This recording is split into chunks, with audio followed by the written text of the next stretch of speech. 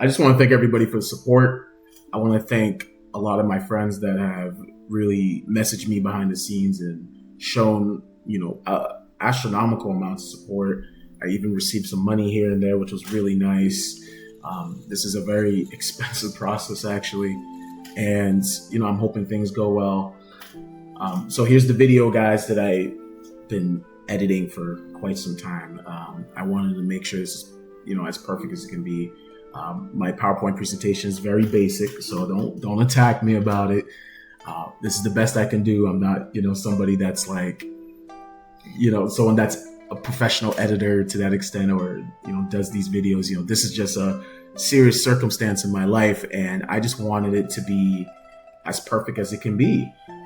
And this is the best I can do. And to me, this was a lot of work for me. I spent some time, a lot of focus into this, and I just want to say again, I appreciate you guys. And we're gonna dig into this. But before we get into this, I just want to say something important. My students, in the interactions I have with my students and their reactions, it's like, I really am someone that's a valuable asset, at least in the education field.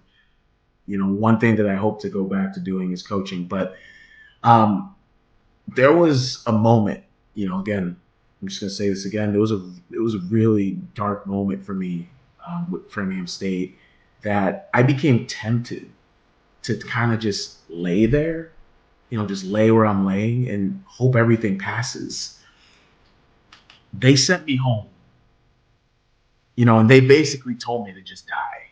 And my reaction for that moment was so significantly impactful that I had to really put my mind on what's best for me, and not just for me, but my family and the people that I support. And I had to make a choice. And my experience as a special education teacher showed me that my why is greater than accepting the circumstances that were placed in front of me. Strength in general, to me, is the refusal to kneel no matter how heavy the weight is. So I decided, after all that's happened to me, I decided that I will not let these people write my story off. This is my story, and I'm not letting them decide my fate and write it off. They were very crafty in their moves in every way. But you know what? They won't outlast me. They won't outwill me. They won't break me.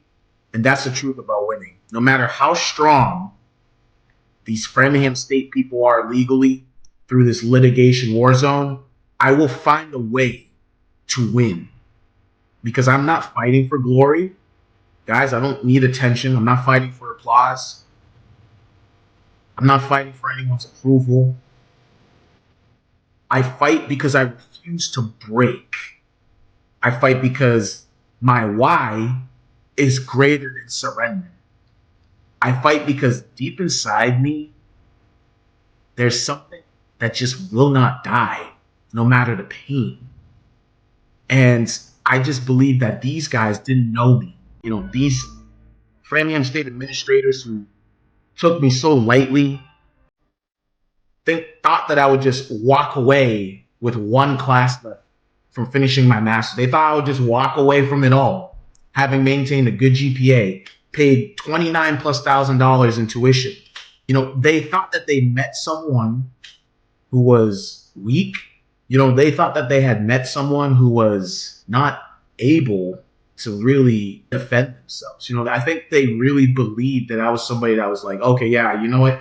Yeah, I'll just go to a different college, restart my whole university experience. They really believed that I was going to accept that I paid 29 grand and they just get a free 29 grand and I go my way.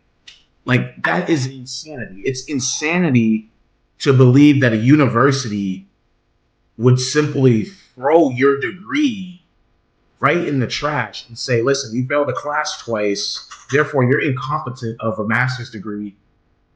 See you later. They haven't met someone like me. someone whose soul refuses to die. And this is why I'm going to keep fighting this until I get what I deserve. I'm not going to quit. I'm not going to quit, guys. I'm just not going to quit. And so this is my story, guys. This is the PowerPoint presentation I created today. It's my little case presentation. And I think a lot of you guys had some questions. I received a lot of questions on the side. I think this presentation will answer a lot of those questions. And I really encourage a lot of you guys who watch this video to comment. Really comment your opinion and comment what you think. And if you have any way that if you have information that might be beneficial to me about what I'm doing and the work that I'm doing here, please comment it or message me. And I still welcome the support. What I'm trying to really do here is spread awareness of my situation, because there might be other students that's going through what I'm going through, where it's like, you just paid 29 grand, you maintained a good GPA, and one class would destroy all that hard work, that excess time. Like, I'm never gonna get those hours and hours of work back. I'm not gonna get all that time back, right? It just simply doesn't make sense. If you're a student like me and you watch this video, I hope maybe, I've strengthened you a little bit in that you can see that you can fight these universities and tell them that you're not going to comply with some crazy decision making that, quite frankly, was not legal. And, these people took advantage of me, and I'm just not going to let them. So here we go. Procedural failures at Framingham State University. Here we go, guys. I prepared this for you guys. This is specifically about a graduate program dismissal dispute. Okay, I maintained a 3.5 GPA, maintained a high GPA, and I paid a little over 29 grand, guys. It's a lot of money. I would say about 40% of it came from my pocket, and a lot of the other percentages of it came from financial aid and whatnot, but I got to pay that back at some point. So here's my presentation, guys. Here we go. So here's some background. So I went to Framingham State University in 2013, the end of 2013, and I started my bachelor's there. I ended up going through that process, and I ended up getting my bachelor's in sports management. And then I graduated from there in 2018. And so, as you can see from the timeline, 2018, I started my master's in 2022. So from that time, I'm still figuring out what I want my life to be like. Being a 30-year-old man now, it's like, I don't have too many options anymore, if you guys know what I mean. I'm 30 years old now. I can't just simply switch careers and just be like, yeah, I'm going to switch careers and go this route. It's not an easy process. I'm already in this, and I'm going to stay in this, and I'm going to make it work, right? So I enrolled in the master's program summer 2022. So you can do the math. 2018, 2022. It was quite a while that I was going through life and doing all these jobs that I realized, like, okay, I guess this is my calling. And I have my mentors to really thank for that. I have really powerful mentors who have really encouraged me to go through this process. And so I went to Framingham State University. They accepted me. I maintained a 3.5 GPA while working full time, as a special education teacher. And even way before that, obviously, I didn't become a full-time special education teacher until 2023-ish. So, it's been a really crazy road, but I already sat on the throne, guys. I want you guys to understand that I already sat on the throne. I already have all the credentials in terms of meeting the job criteria, right? Obviously, my license aren't complete. The master's degree is not complete. These things are withholding me a little bit, because I want to be accredited as a teacher. I don't want to sit in a seat where I don't have the thing that says you've earned a title, you've earned the right to call yourself a master of your craft. And I need this master's degree, right? So I paid $29,000+ in tuition and fees. And my final required course, which was LTRC 930, this is Instruction for Diverse Learner. This course has been the problem course and having taken it the first time and not had any help. Like, I think this course is the first course that made me realize that there are still some teachers and professors out there who, quite frankly, shouldn't have a teaching license whatsoever, in the way that they help students. It's one thing if I'm getting to the point of learning that, you can just, let me figure it out. But it's another if I don't know what I'm doing whatsoever and you're not educating me.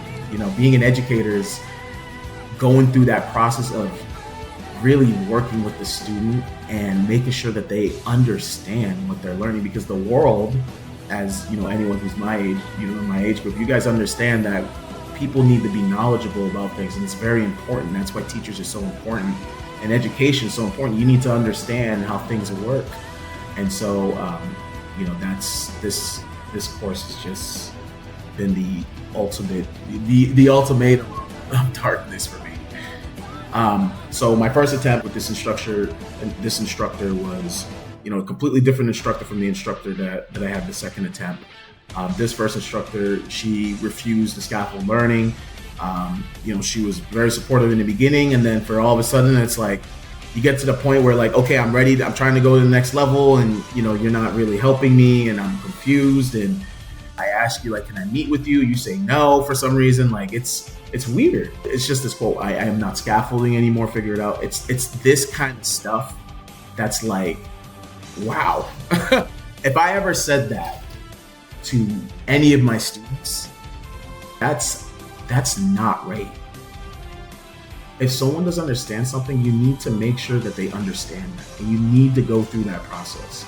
And so me trying to become a teacher and learning from another instructor, that's toxic. To me, that was like being gassed by a gas grenade in some war, and you're just there coughing and begging, help me. And you just get I'm not scaffolding anymore. Sorry, I figured it out. Like, what? I'm trapped. I don't know how to advance. So, the ultimatum, what ended up happening inevitably was I was unable to complete phase 2 of that project. And then obviously if you can't finish phase 2, you can't do phase 3, So I ended up taking, I think I got a 65, which is a failure, because in a master's program, at least at Framingham State University, you have to maintain a B- in class to pass. So I didn't reach the B- mark, obviously. And so it doesn't matter if you get like a 76 or a 72, you failed, So I filed a grade appeal, and it was denied. I filed multiple grade appeals, but this is me filing grade appeals by myself. I realize now if I had proper representation, like if I had known like, oh, let me get a lawyer, instead I decided to trust my university and trust that they'll see like this teacher really just did me dirty the second half, and I was able to prove that, but they didn't really care, So I thought, okay, you know what, then people are just, I just thought, oh, like people are being racist, so I filed a discrimination claim through the university. I didn't hire a lawyer still, I didn't know I could hire. I didn't know, being a student, that I could hire representation for these kind of things. I didn't even know that. So obviously I'm trying to do all these things myself, and it's not going too well. And I was able to prove a little bit of discrimination, and Framingham State at the end was very sneaky and very like, they wouldn't I would ask them to explain certain terms, and they were very sneaky and were like, we're not going to tell you what this means. And it's like, well, I'm telling you, this teacher is acting this way, and I would insert this term, and they're like, yeah, we're not going to tell you what it means. But I'm like, but it's in your policy handbook, and you guys are telling me, if a teacher does this, then she's obvious, she's being discriminatory. And it was just the craziest thing ever. So it was bizarre because this instructor, they ended up defending her, but she departed. She ended up leaving FSU for some reason. I didn't see her the next year, and she wasn't teaching this class, and she wasn't teaching any other classes. And I was like, I guess this teacher I guess she was caught. I don't know. Maybe the university did see something, and they weren't telling me the other half, but she was released. She's gone. But so that was my first attempt. And then here we go. My second attempt last year, obviously. I took my second attempt in 2023, actually. It was the 2023-2024 semester. I took my second attempt. And let me tell you guys, I thought I was in the ballpark. I was like, yep, this is my second attempt. I've been practicing. Keep in mind, guys, a whole year went by almost, before I took this class again. So I was already prepared. I already had learned everything I needed to learn. And I got hired as a full-time special education teacher. So guess what, guys? It wasn't the master's degree that got me the job, right? It wasn't the bachelor's degree per se. Obviously bachelor's is one of the minimums, right? But it was myself, working very hard in other school districts and building that resume, right? And building all that experience. And that's why I got the job, right? So I had received the job at the high school that I was working at, and now I'm a full-time special education teacher. So in my mind, I'm like, listen, I'm here on the throne. I don't even know why I need this master's, right? And then obviously, I do, you learn that, this is very important. The master's is actually very important, right? So, my new instructor was actually my advisor, which was wonderful because my advisor is also an instructor at the school. And let me tell you guys something, she is amazing, an amazing instructor, excellent professor, excellent educator. I had her for 2 of my other master's classes where I received an A and a really good grade, I think a B+. And she's a great instructor, great teacher. So I was really excited. I was like, yeah, this is going to be great. And then here comes all the negativity, right? A new dean was appointed. She forcefully provided me a mentor, which I was like, it was pushed on me. So I was like, okay, I'll take this mentor. I didn't really have a choice, really. She just assigned me, and it wasn't really a choice. And I was like, okay, so I got this mentor, and then I was belittled during the class.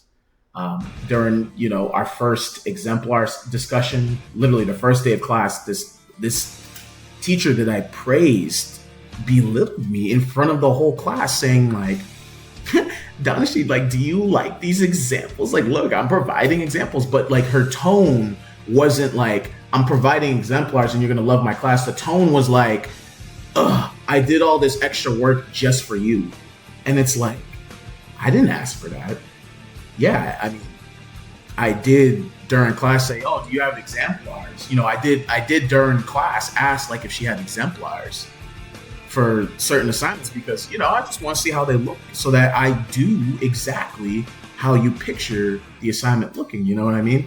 And I didn't think there was anything wrong with what I asked, but she was very mad about that during class in front of the students, and I was like, "That's very bizarre." So right there already told me like something is very, very wrong. And so I was actually, I noted that, and then, I continued on, obviously, with the class.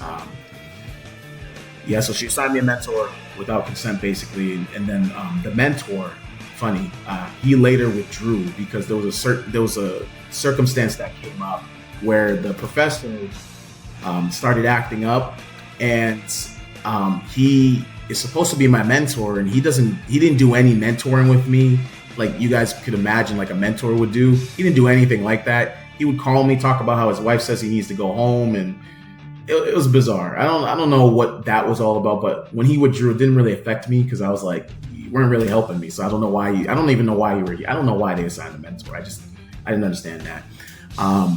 There was conflicting instructions, so my professor had me redo phase 1, which overlapped with phase 2. So a lot of you guys might be asking, oh, Danashi, why did you have to redo phase 1? Well, I have a paper trail of all the emails and evidence. What actually happened was I turned in phase 1. She graded it and gave me a 15 out of 20, but she didn't like that I didn't do this other assessment and requested that I redo phase 1, a week later. It's so bizarre how things kind of like are set in stone here.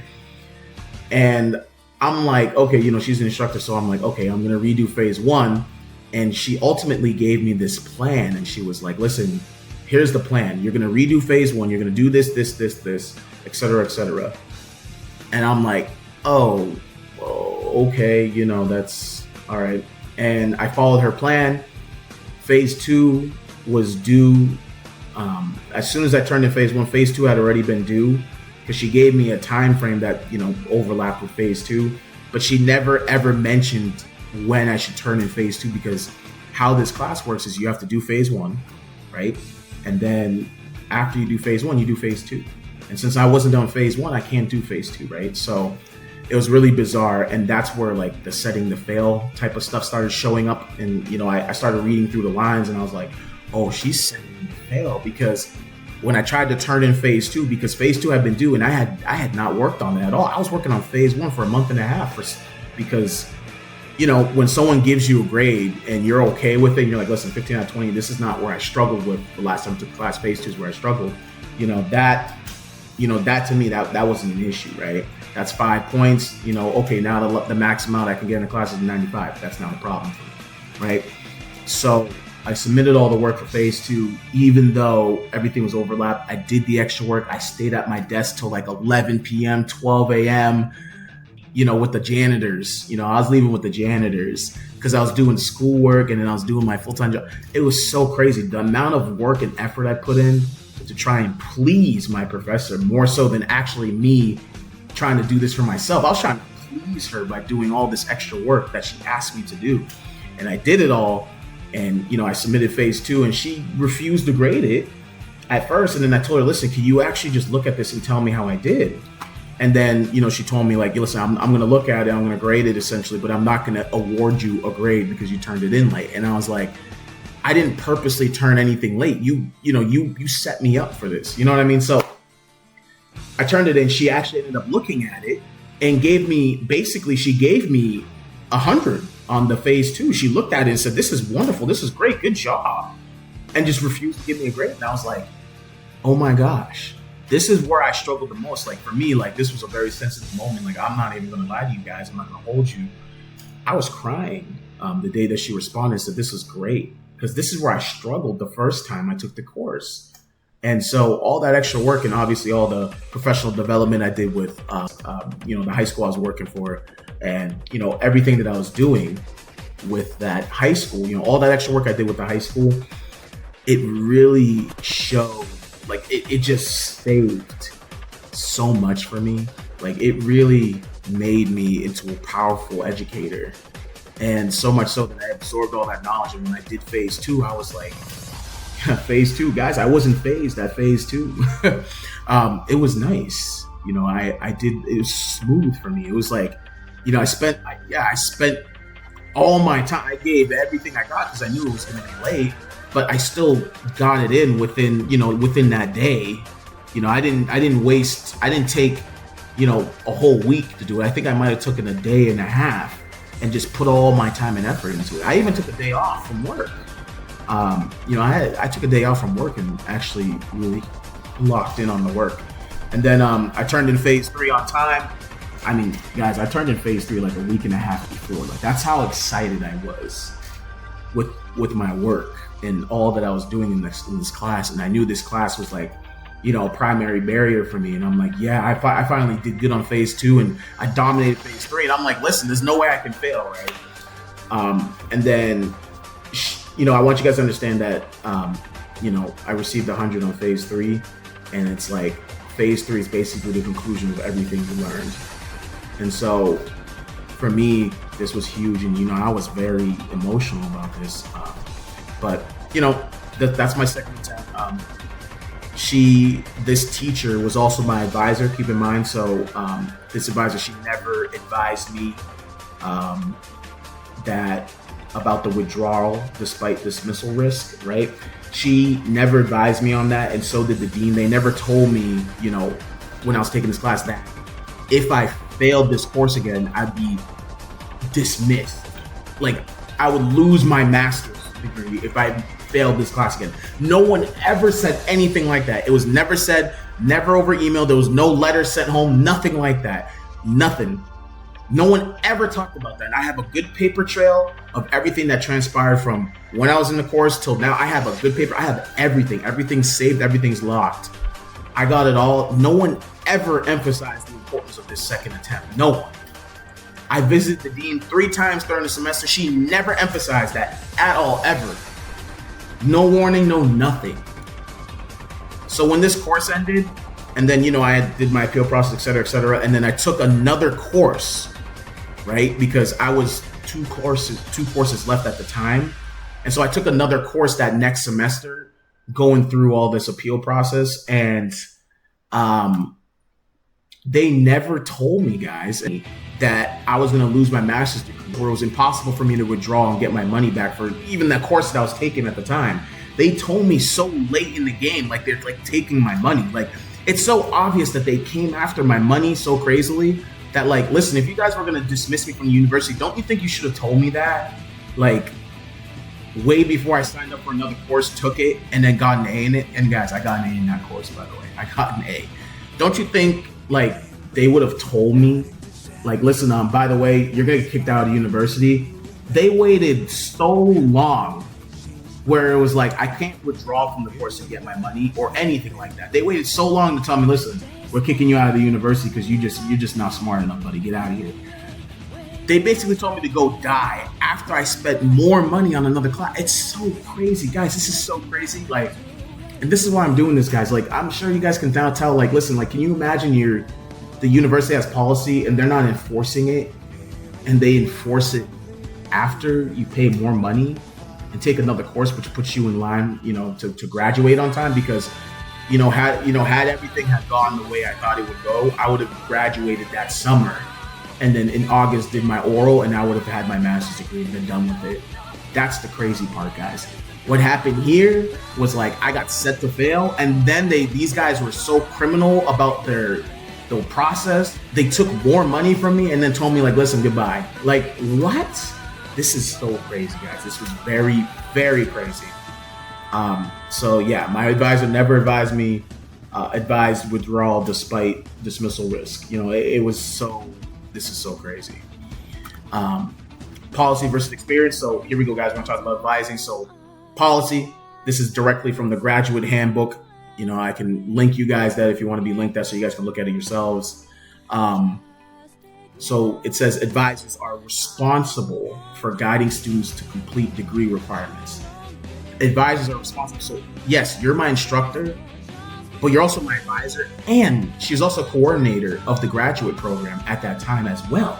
So it's like you hold a high seat, and your responsibility was to guide me as a student to complete my degree requirements, and you didn't do that. You didn't do that. The time that when I took a year off, she never contacted me, right? I never heard from this professor or my advisor throughout that darkness. Everything that had happened to me, this advisor said nothing. This professor said nothing to me. And you're my advisor, you said nothing to me for 9 months. And then I show up and everyone's surprised and they're like, oh my gosh, Donch, yeah, you need to reapply for this. And like, what? Wait a minute. So you guys just, I don't know, made a decision, and then I disappear for, 9 months and come back to get my master's degree. And you guys, just forgot about me? That's so crazy. You know what I mean? So my experience, right? So the advisors, they're responsible for guiding students to complete degree requirements. Okay, guys? That's the policy, right? My experience, okay? This instructor, right? She failed to advise me on the dismissal risk. She didn't recommend withdrawal, and she misled me about retake eligibility. Guess what, guys? So at the end of all this, grade appealing and these formal and informal grade appeals, she actually promised that I can retake the course. Yes. I'm making another separate video to really discuss, my paper trail and everything that transpired in more details. And that video is way too long. So that's why obviously I'm giving you guys the shorter version, but she lied to me. Sorry for the pause, guys. Like, I'm just absorbing that again. Like, it's like I feel like I'm reliving this experience again. She lied to me about retake eligibility. She's like, listen, you can take it a third time. It's okay. I'm like, you're my professor teacher, and you know exactly what you did, and you're trying to tell me you want me to pay more money. You want me to retake this class for a third time? That's insanity. Like, you saw all the work I did and approved it all. Are you serious? Is she serious? Yo. So this is a clear misrepresentation. I relied upon in good faith, guys. I relied upon Framingham State University. I relied on these instructors. I relied on these administrators in good faith. And you know what? I don't think, guys, I know the courts will view as a breach of fair dealing. They're going to view this as a breach of fair dealing. And, I talked to lawyers about this, and they agree. Now, granted, a lot of these lawyers didn't want to represent me because they felt they weren't qualified to do this. I met a lot of lawyers, and they said they aren't qualified to represent me. They were being honest with me. They're like, listen, if I take you on, I don't know if I'm going to be capable of doing this. So, that's my, representation.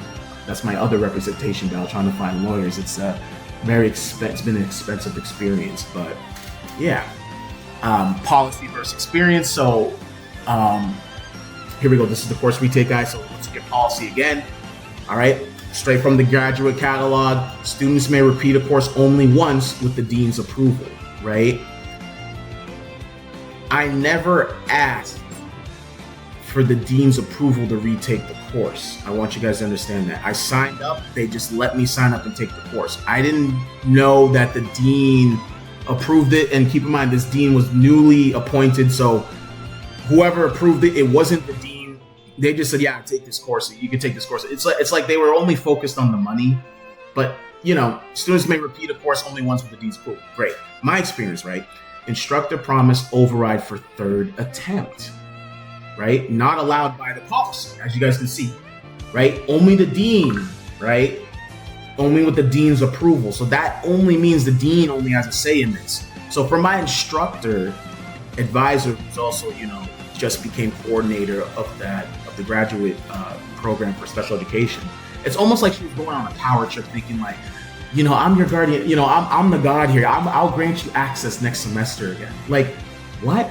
And it's not allowed by policy, led to dismissal, which led to dismissal. The dean also did not clarify this policy or was aware of this, as well as being a new dean. This is crazy, guys. So as you can see, policy says this, and then the undeniable proof that I have that the instructor was trying to, act as the dean and say, listen, you're going to be fine. I'm going to approve this and everything's going to be great. Like, what? This is very nonchalant and it's so bizarre. I mean, any student that goes through what I'm going through, you'd be like, there's just question marks all over the place. Like, this is just crazy. So that's the policy versus experience for course retake. And then here's the policy versus experience for grade appeal. Now, guys, I'm only giving a few. I don't want to throw all my cards out there in the open, but, these are just few clear-cut ones. There's deeper and more. There's ones that, like, I can't really show yet, until I'm, like, fully lawyered up. Because those ones are like, got them. Like if I go to court with this, like it's all settled. It's done. You know what I mean? Like I think I'm gonna have my way no matter what. I've already told you guys that they've never met someone like me, right? Whose soul refuses to die. They haven't met someone like me, and they gonna know my name. I promise you, they're gonna know my name. So here we go. Policy versus experience. Grade appeal.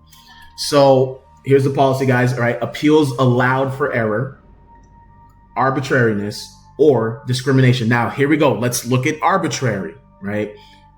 Everybody has a different definition. This is directly from the handbook, right? Adding requirements beyond the syllabus or inconsistent grading. Guys, the paper trail I have, everything I have, this happened, right? There was a lot of arbitrariness, a lot. And as you can see, and, obviously I'll show you my other video because you can't see the evidence because I'm not posting it. But as you guys can just, read here and understand, this violates the handbook's rules that arbitrary grading includes adding requirements not applied to others, right? She gave me requirements that other students did not receive. Clear cut completely. No student was doing more work than me in that class. And keep in mind, this is a master level course. They did some crazy bachelor's entry into this course. So they actually had these kids that were getting their bachelor's in education. They actually allowed for them to do this two-tiered type of class where they're actually taking this class with me, with other kids that are in the master's program as well. And it was kind of weird. It felt a little disrespectful, but I'm like, listen, you're gonna allow these bachelor kids to take a master's level course? Okay, whatever, fine. It's some program they're doing. I'm sure it's very incentivizing. Look, guys, this is So I had all these little kids, not little kids, but I had these young bloods, 18 years old, 19 years old in this class. And they're like, hey, Dakshi, can you give me your opinion? Can you help me? It was really nice, like working with these kids because it was kind of like working with my students, and it was a good experience. But like, a little part of me was like, it was a little crazy doing all that. But anyways, stick on point. Sorry, I navigated away there for a second.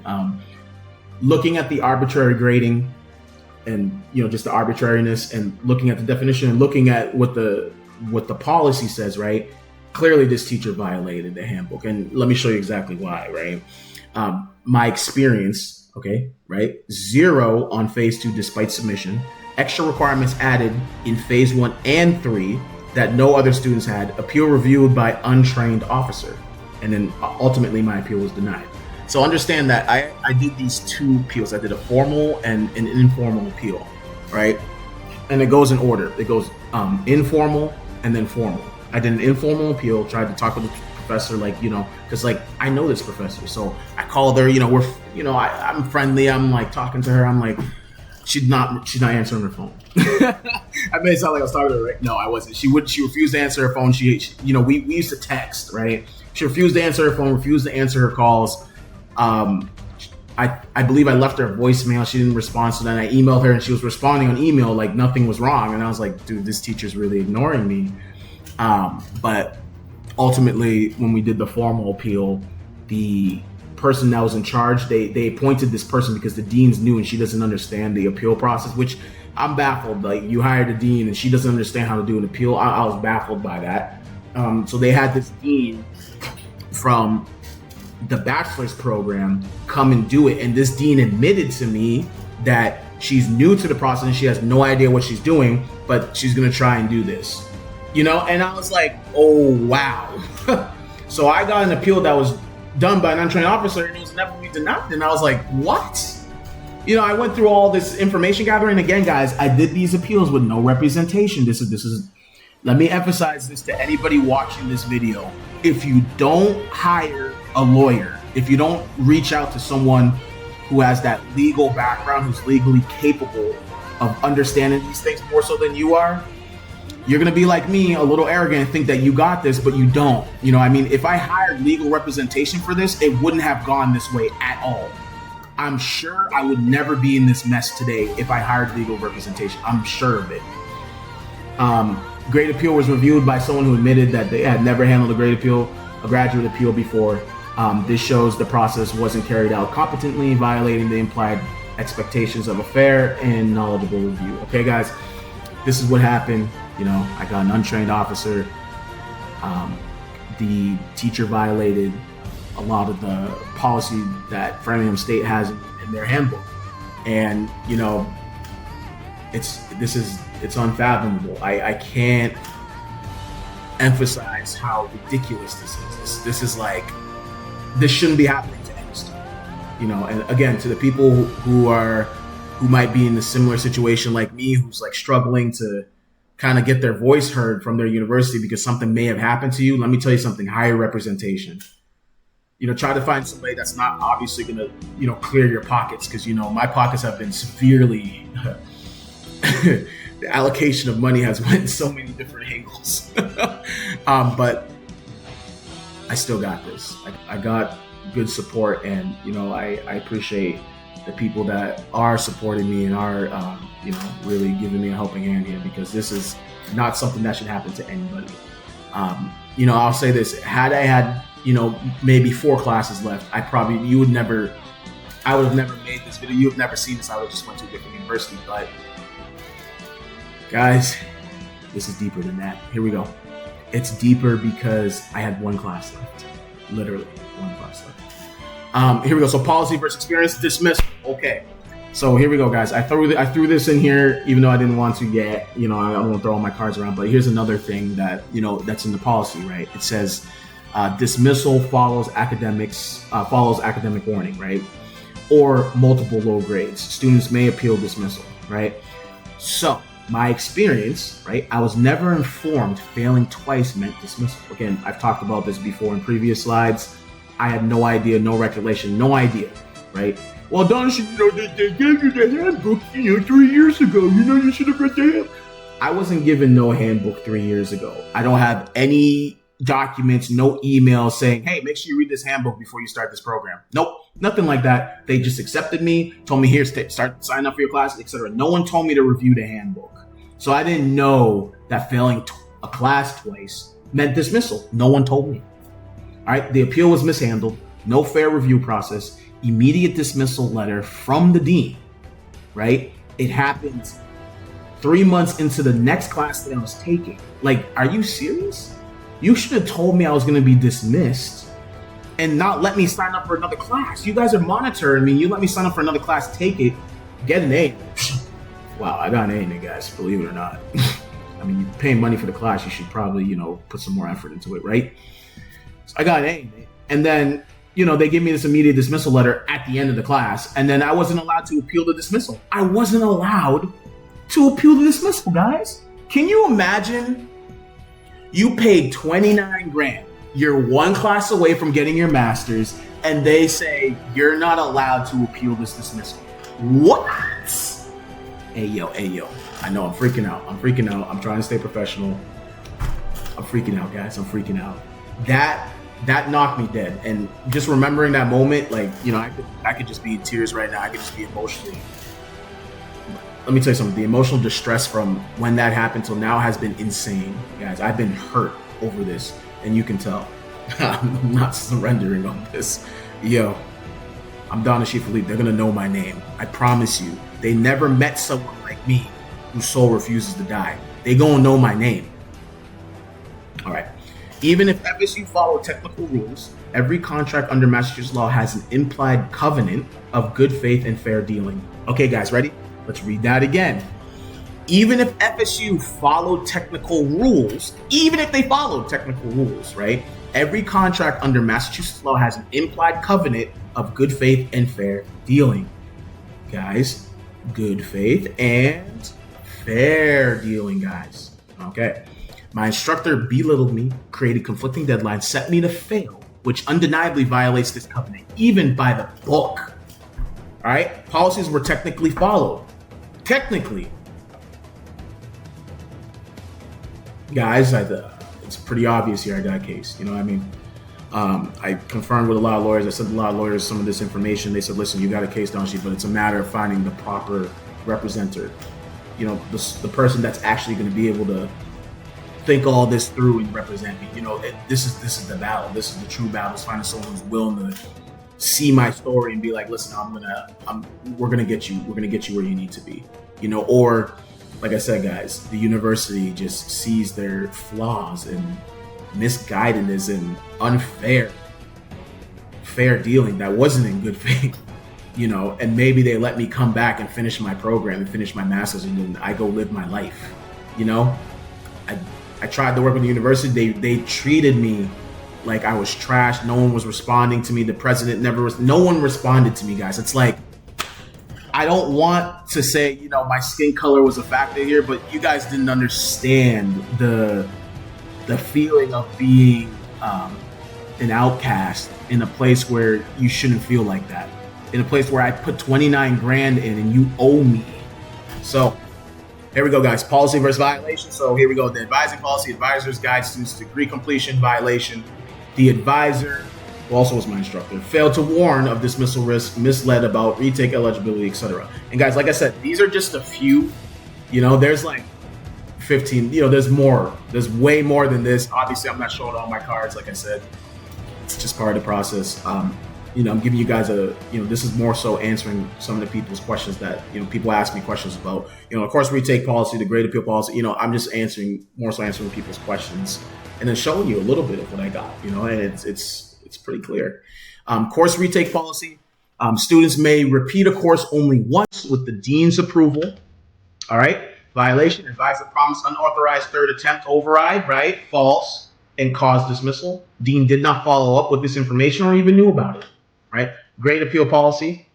Appeals allowed for error, arbitrariness, or discrimination. Okay. All right. Violation. 0 on phase 2 despite work in submission. Okay. Extra task added in phase 3, not given to others. And let me tell you guys, phase 3 was a hell of that was a battlefield. She gave me if I want to prop up the email that she sent me where she's like explaining to me, um, that practice. You know what? Let me see. Let me prop up that. I'm gonna prop up that email for you guys so that you guys can see this with your own two eyes. I have this folder. It has 1,000 screenshots of, because I had to blink out all the professors' names and the administrators' names, when I was making my videos, because I don't want to expose these people quite yet. I want to see what the outcome is first, and then I'm gonna expose people. I'm gonna let the world know, like, listen, if you get a teacher like this, don't do it, because you trust someone for a good amount of time, and they will turn their back against you. I'm a primary example of what that looks like. Okay, that's the syllabus. Okay, guys, so check this out. All right, so this is where in this email, she's this is where she kind of gave me more extra work. There's more to this email, but too many names on this stuff. So in order for phase one to remain the grade that it was, because she threatened me about phase one, and I was like, listen, I'm fine with the 15 out of 20, but she kept threatening me about it. She's like, you must give a second required informal literacy assessment of the DSI to your student. And I was like, okay. And you must score and analyze the DSI and add this to your assignment 3 in the revised submission 2 paper. Please include the scoring sheet for the DSI. So keep in mind, phase 3 has its own criteria. She does not want me to only, submit phase 3 as it's supposed to be. She wanted me to add my second QRI that she made me do, and she wanted me to add the DSI, and add that all into my phase 3. So understand, she gave me more than what the typical kid needed to do, and threatened to lower my grade that she already awarded me a grade for. It's insane. You graded the whole thing and gave me a 15 out of 20, and then you're making me go back and forth, back and forth, back and forth. And then I'm like, as a student, I'm like, what is happening? This is a retake. I don't know what's going on. Why do I have to do all this crazy work? It's retake. It's a retake. I am so confused. I am so confused. I was lost. I was like, okay, wow. So I did what she said. I got 100 on phase 3. And then, she re-clarified, here's the other screenshot. She re-clarified, let me show you guys this. She re-clarified stuff. She said, in order to fulfill the requirements of this course, you need to conduct the QRI. The best way for you to fill the QRI as a post-assessment is to include another post-assessment in your phase 3. To clarify, you must conduct the QRI, score it, interpret it, in addition to giving a second post-assessment that aligns with your 4 to 5 intervention plans that you conduct with your student during phase 3. Please include the protocol scoring sheet for the QRI in your phase 3, in addition to the second post-assessment. So it's like, I had to do 3 assessments, right? So I did a QRI, and then I had to do, my post-assessment, which would measure, the alignment of the student, right? And to see if the student made progress during my intervention plans, right? And then score it, and then do another QRI, and then talk about everything, right? So it's like, she made me redo phase 1, and then she wanted me to use my redo phase 1 in my phase 3. It gets tricky. She just says, Josh, please note the due dates and times listed in the syllabus and posted on campus. Due dates are firm and blah, blah, blah, blah, right? Okay, let's get this clear. She made me redo phase 1. She says due dates are firm. Why are you making me redo it? Why don't I just keep my 15 out of 20? I turned it in on time. Period. That's it. Done. Why are you extending a due date then? If due dates in time, you guys can obviously analyze and read this and just know this lady set me to fail, right? And she says, I have clearly laid out a plan for you to follow in order to pass this class. This was the plan, guys. This is it. Now, in this plan, I want you guys to tell me where and when phase 2 is mentioned. And in the extension, obviously you guys are not seeing the rest of the email. You're not seeing the rest of the email because it has her name on it. This is how the email ended. The beginning of the email, she's just talking about how my mentor withdrew, trying to be my advisor, but not. Guys, she never mentioned phase 2, never mentioned it. But she said that this is the plan that she laid out for me to follow in order to pass the course. All I have to do is follow this and I pass the course, according to her. According to her. This is the plan?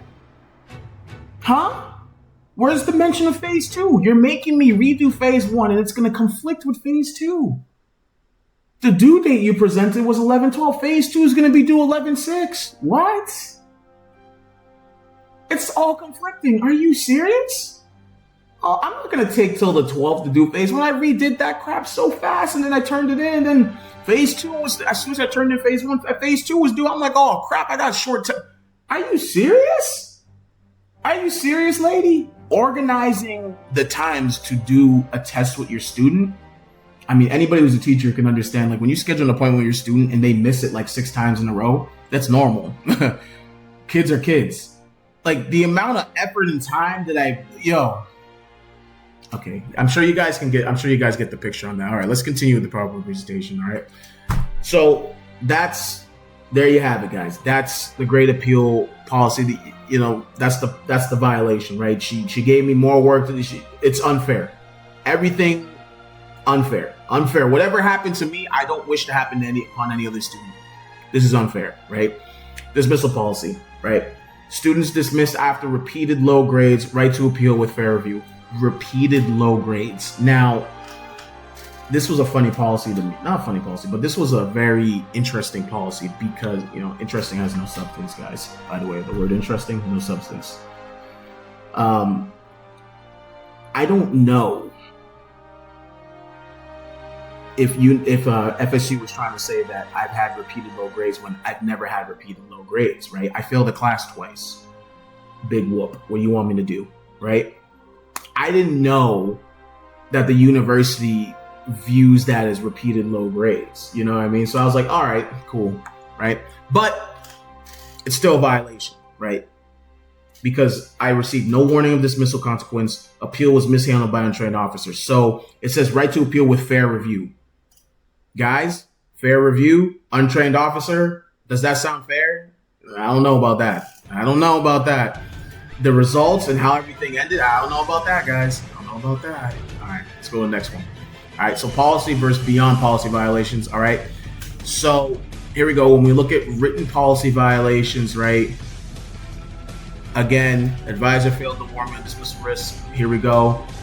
This is fairly beyond the policy because it's misrepresentation, false promise, of course, override. Boom, boom. Okay. Course retake policy, same thing, right? Only one repeat allowed by dean's instructor, falsely promised override for a third attempt. All right, here we go. Arbitrary treatment, right? Extra assignments beyond the syllabus. All right, we got that. Okay. All right.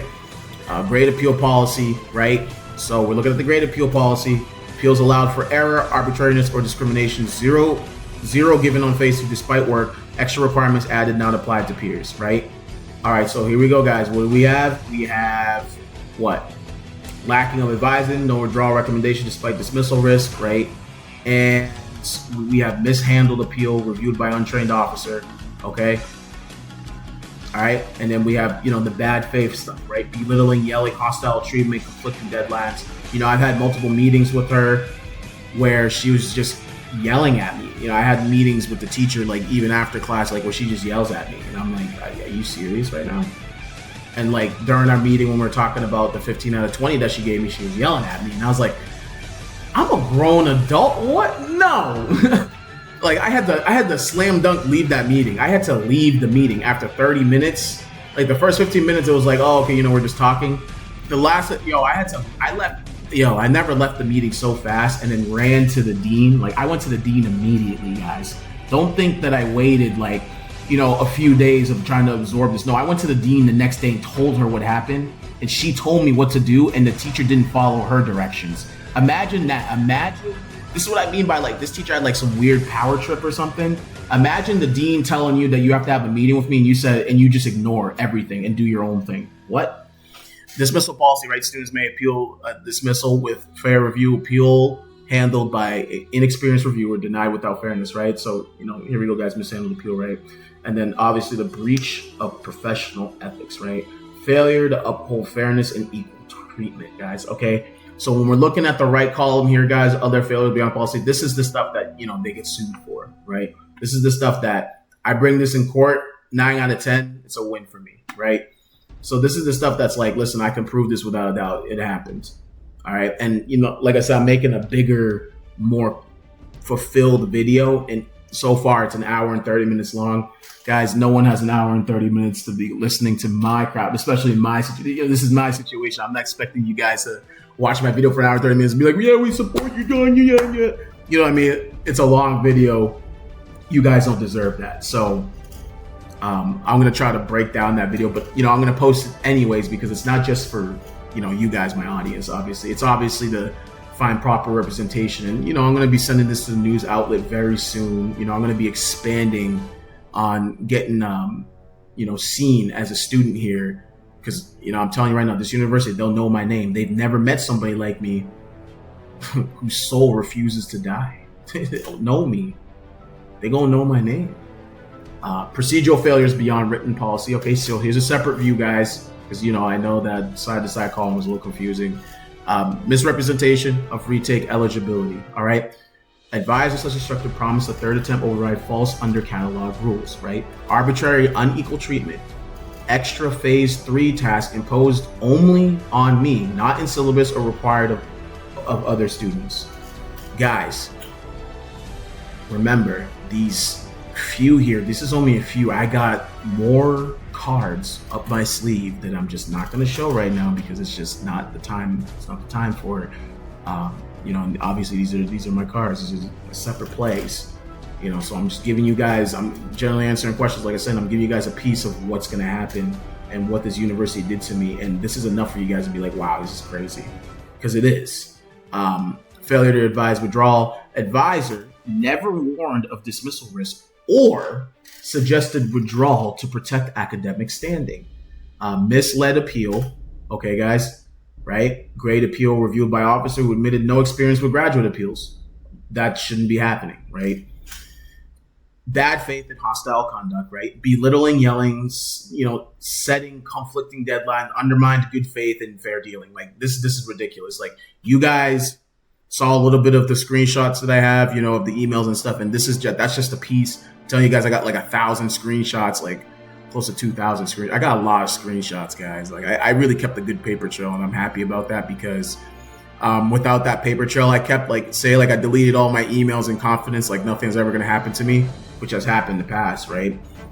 I know people who have thought I'm safe, and then you're not, So again, right? It's very important to keep a paper trail of the things that are important to you guys, just in case just in case you're betrayed, you're betrayed, and you have to deal with what I'm dealing with. And like I said, I don't wish this upon any student ever. I don't wish this upon any student. I don't want any student going through what I'm going through. I don't ever want to see this ever happen to anybody ever in my lifetime again. It's like a university should be here supporting you in good faith and fair dealing, guys. You're paying for this degree. You're paying for it. They're not paying for it. They're servicing you. They're supposed to service you. You pay them, they give you the services, right? Unfathomable. Breach of professional ethics, right? Professors are obligated to fairness and equal treatment. I was subjected to biased and discouraging treatment, guys. Breach of professional ethics, guys. Not good, okay, guys? All right, this is the procedural failures beyond written policy, all right? Here we go, let's go to the next slide. All right, so let's look at damages. All right, so when we look at the damages, guys, $29,000+ tuition and fees just suddenly lost at the voice of goodbye. You know what? We're gonna write off your story here, Donshi. The end. Because what these universities don't tell you is that when they dismiss you from a university, When you try to go to another university, guys, oh my gosh, don't say it. Donashi, no, don't say it. No, don't say it. Yes, guys, when you try to transfer to another university, they're only going to take 3 out of whatever how many classes you have. So if you're like me, you're one class away from a master's and they kick you out for some craziness and nonsense, and oh my gosh, they do this to you. Guess what? You have to go redo the program elsewhere. Redo it. You're not going to transfer all your classes. They're not taking all your classes. They're only taking 1 to 2, maybe even 3 if you're lucky. Guys, it's over. Believe it or not, guys, it's over. You're paying another 20 plus grand, 50 grand, depending on where you go again. And you're going through that 2 years again. So if you're in my situation, guess what? There's a lot of career harm. You're denied this degree despite completing coursework in good faith. Guess what? There's a lot of career harm because now you have to do this again for 2. No, you're either going to I do have to do it again, but you're giving me my money back, right? You're giving me all my money back so that I can reinvest that money again. So I'll feel like that at least my time wasn't fully taken from me to that extent, right? Or you're letting me finish my degree and we're done, right? There's the career harm, guys. All right. And then lost professional advancement opportunities. I lost professional advancement opportunities, guys. I did because of this situation. All my resources, all my money is going into this. This is crazy. This is damaging not to just my career, but to my life. This is crazy. I'm a black student. My family is predominantly ethnic, right? Not from here, came here. I grew up in a very, very poor family. That doesn't mean that my family wasn't the best. I grew up in one of the best families, I believe, in the world, despite our poverty. God, I wasn't given an opportunity like everyone else is given. Like I barely have my own things. I barely have my own things. Guys, this is career harm. A lot of harm, a lot of emotional distress. This was unfair. And then on top of that, close to 30 grand, just boom, gone. Right? Legal basis. All right. So here we go, guys. Here's some of the legal basis. I didn't give you everything because it's just unnecessary. Those are my cards, right? So breach of contract, failure to follow academic policies and procedures. Guys, all right, understand. It's very hard to sue a university and get this litigation stuff all together. So you can sue for breach of contract. All right, so breach of covenant of good faith and fair dealing. All right, that's the second legal basis, guys. You can sue a university for a breach of covenant and good faith and fair dealing. Yes, you guys can. Yes, you can. Yes, we can. Okay, you can. Okay, arbitrary and this term is crazy. Listen, guys, I had to look up this term because a lawyer sent this to me, and I was like, "What does this mean?" Capricious treatment. So it's like basically means something that's unstable and arbitrary to that extent. But it's another word for like saying there was an imbalance. Good faith and fair dealing, guys. That's what that term basically means. So arbitrary and conspicuous. Oh my gosh, the term's crazy. Treatment, violating grade appeal policy, right? So here we go. Professors are held to professional standards of fairness, transparency, and equal treatment. Belittling, yelling in meetings, right? And misleading and conflicting instructions are hostile and unprofessional behavior. Guys, professors can't do this to you. All right, like I said, this is not just to my audience. These are people who are like going through a certain similar experience that I'm going through. Listen, professors are held to professional standards, guys. Don't let these people take advantage of you like this. Don't put your trust in someone or an organization such as an academic environment that doesn't support you and doesn't abide by equal treatment. Don't, guys. You can go to court because it says the courts sometimes frame this as arbitrary and capricious conduct. Okay, guys, this shouldn't be happening. This conduct that these professors try to do, these things that happen to you guys going through the process of academics and education, right? You go through higher education. This shouldn't be happening. And you can sue over this. Unacceptable, guys. Unacceptable. All right. And then misrepresentation by the advisor, instructor, and the dean. This is crazy, guys. All right. Let me tell you guys something. I really thought long and hard about this. I did. And the conclusion here is These people are not getting away with it. All right. My desired resolution here is this: either you reinstate me and give me fair completion of my degree, right? And this is what I really want, is just to be reinstated and finish my degree. I don't want to go to court. I don't want for both sides. I don't want, FSU to pay thousands and thousands of dollars in court and fight me in court only to lose because they're gonna lose. You know what I mean? Because, like, I'm sorry, like, I have all the paper trail, I have all the evidence. Like, this is, no one's gonna look at this and be like, yeah, you guys are right. Yeah, kick the guy out. You take all his money. No one's gonna agree with you, right? So, the other alternative is give me all my money back, plus the damages for distress and lost opportunities. Listen, we go to court, we go to war. That's okay. I'm gonna win the battle. I will win the battle. You know what I mean? So I'm really hoping for the university, if they because they might even come across this video too, because I'm sending this everywhere, right? I'm hoping for the university to just say, listen, like, come back, Donshi. Sorry, we were just kidding. It was a joke. It's a prank, bro. Because I didn't give out any names. All right, I didn't give out any names. I didn't like, smuggle them quite yet. Because I know there's a crowd of people who would go to that university and really try to get these people out of their jobs. You know what I mean? I'm not trying to ruin anyone's life. I'm trying to get what I deserve, right? And they didn't know. Yo, I'm gonna say this again, guys. They didn't know that someone like me has a soul that refuses to die. They don't know me. They don't know my name. They didn't know. They didn't know me. And they will know my name, guys. They're gonna know my name. This is serious. You know what I mean? The goal is fair, transparent, and supported resolution. I 100%. What I'm asking for is logical and fair, and I can only hope to see things change. And when I hire proper representation, furthermore, and get more awareness on this, I'm sure the university will see more and more and more what they're supposed to be about and not what they are currently about. At the end of the day, guys, they were just looking at the money, and it's obvious, So, closing, guys, this is not just about me. Again, I want you guys to know it's about the fairness for all students, okay? You go to university, you go to college, you pay, you deserve what you pay for. Yes, if you're failing all your class, undoubtedly, you don't deserve it, right? If you're not doing what you're supposed to do, you're not being a good student, yeah, you don't deserve it. But if you're in my situation, it's about fairness. It's about being given that opportunity to become someone greater with the program's assistance, like it was promised. It was promised to me that if I sign up for this program, I'm gonna get all the help I need, and I'm gonna graduate, and I'm gonna be a great educator. I was promised that. Yet I got the position without even having finished a master's, and I did it for 2 years.